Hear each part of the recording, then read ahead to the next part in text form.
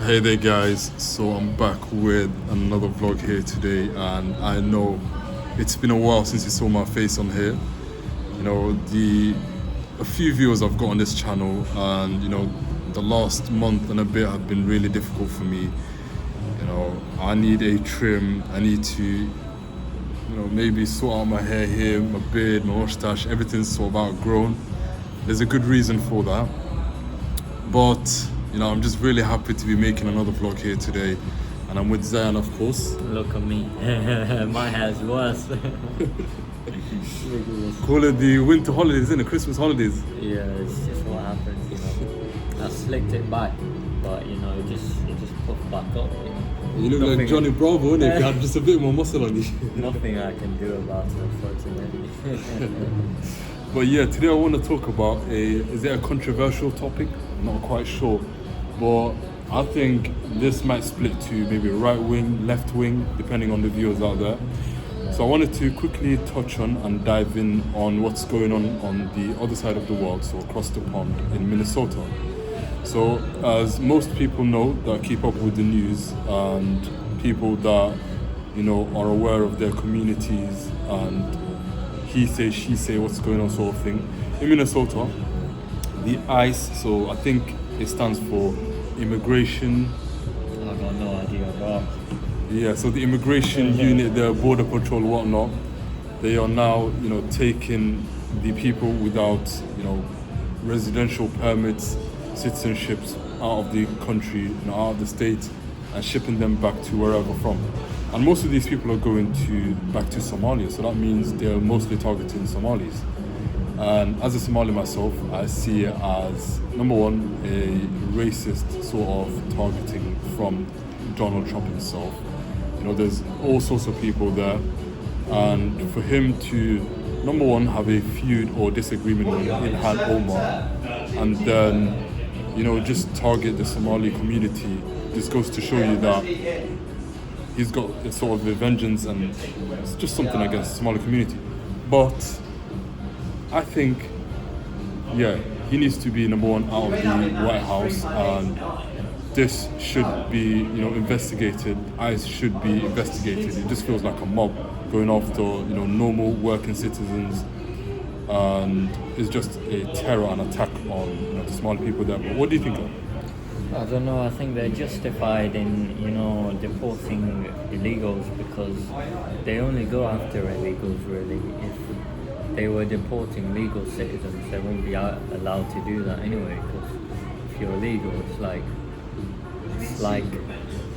it's not even like if they were born in our country. It's just if they were legal, they would be able to prove it, right? And why is it no problem? Yeah. Why is it just like Minnesota though? Why don't they do it in every state?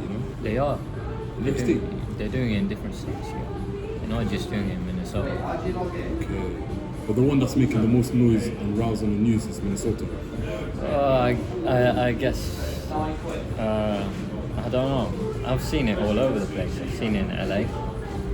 I've heard about it over there. Yeah, I think LA was maybe a few months prior to that. Yeah. But what about the Somalis that have been in the news recently? Somaliland, the daycares. What about that? Yeah, that's very interesting. They're all making the same rounds with one word in common. So Somali and Somaliland. So number one, when it comes to Somaliland, they claim, independency from Somalia. The Republic of Somaliland is what they put out there. And recently, they've got recognition from none other than Israel. And, I'm not laughing, but, my take is, number one, you need a fully dependent country to recognize another country that's trying to get a recognition, not a unrecognized state trying to recognize a unrecognized state. So it just nullifies each other there. But nonetheless, I think it's a strategic move from Israel, and knowing their past and their sort of ongoing things, they never do anything without their interest there. So they either have interest in the water, so the waters just north of Hargeisa, so Somaliland region, I think it's called, what the river's called? No idea. Something like, I think maybe a canal of some sort, but I think it's those waters there. And they've got a ongoing dispute with the Houthis in Yemen, so something in regards to that. So maybe building bases in Somaliland and sort of working their way around it in a more, organized manner. But what's in it for Somaliland is the one recognition that might, echo throughout the other nations, and yeah, hopefully a win for them. But what's your take on it? I think they've been a state for a while. They've been operating independently. They've had their own free elections. They've had their own, passports and government and all that. So it's really, it's up to the Somali people. It's not for me to say. But it seems like they want their own state, No, they've been wanting that, but the reason why Somalia themselves, so Hassan Sheikh Mohamud, the president, the reason why they're not letting them go is because, the whole territory, number one, is considered Somalia. And once you take the northern part out of it, it's as if, you're literally selling and dividing the country itself. So whether that region of the country wants independence or not, no matter how much they've got going there, so thriving schools, security, businesses, whatnot, everything to make it a, standard country. It's sort of the morals of the country, so you can't just sort of break away overnight or just decide to do whatever you want. So this is a whole country, and if you want to be a state, then that's fine, you're already a state, but to break away, get documented and just be a different nation, I think that takes legal talks throughout the whole nation, agreement, disagreement, whatnot, but you can't just, say, we're a country now, we've got a flag here, that's it. I think that's difficult, if that makes sense. They've been doing that for more than 30 years, and as you know, Somalis are very divisive, so they might feel that it's kind of biased and they want to get their opinion validated. Yeah. No, with Somalia, so every region in Somalia, they basically have different flags. So Somaliland and the neighboring state is Puntland. Have you heard of Puntland? Yeah. Yeah, they've got their own flag. They operate just alike Somaliland. There's another one just right next to it, Galmudug. Another one, Hirshabelle. And, so many different states. They've all got their own flags, own presidents there. But Somaliland being one of the first to do that, gives them the sort of the podium to come across as the independent one now, and they want to sort of break away. But they do have their own story. The reason why they're breaking away, they sort of never liked the whole idea of Somalia because they've had disputes from their forefathers with war with the South and things like that. But that's another topic for another day. But as for now, if we look at the other topics that's on the table, so The daycare centre. what have you heard about it? They've stolen, according to Trump, more than $19 billion from the American government by setting up fake daycares throughout Minnesota, not just Minnesota, other states, but Minnesota is the main one where they've set up a daycare. The most famous one is Learning Center, where the word learning is spelled wrong. It's spelled learning, and They spelled that Learning Center. yeah, Learning Center, yeah. So some guy went there to film it, and he's been getting quite a few threats right now. But anyway, that's out of the question. This is obviously fake. One of the owners of the daycare centers, not this one in particular, but he came out and said that, we've somehow lost all the documents. Someone came in the middle of the night. He broke into the daycare center and he stole all the documents. Sounds believable. All the documents with all the staff's names, all the kids' names, all the legal documents. Why would someone steal documents? And anyway, he was wearing $5,000 of glasses. So Designer. If that doesn't say something.